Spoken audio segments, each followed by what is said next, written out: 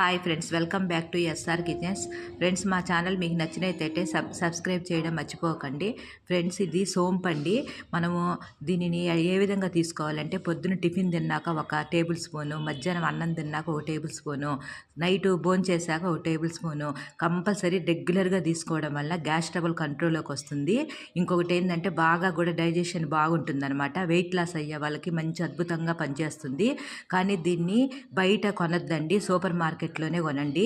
అంటే స్మార్ట్లో కానీ లేకపోతే మోర్లో కానీ తీసుకోండి. ఎందుకంటే బయట కొనే సోంపులో ఎక్కువ కలర్ కలుపుతున్నారు. చూడండి, ఇది ఒరిజినల్ సోంపు అనమాట.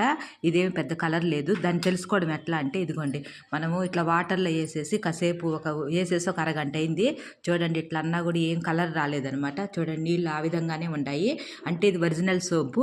కలర్ వచ్చింది మాత్రం తినకూడదండి. కలర్ పైన కానీ వేస్తే మనకి క్యాన్సర్ అవన్నీ కూడా వస్తాయంట. అందుకే ఒకసారి మీరు సోంపు తినేటప్పుడు ఈ విధంగా నీళ్ళల్లో వేసుకొని చూసుకొని ఇట్లా నీళ్ళు కానీ మనకు ఎప్పట్లాగా ఫ్రెష్గా ఉంటే మీరు సోంపు తినండి. సోంపు తినడం వల్ల చాలా మంచిది. రెగ్యులర్గా తినండి. గ్యాస్ ట్రబుల్కి కానీ చాలా మంచిదండి.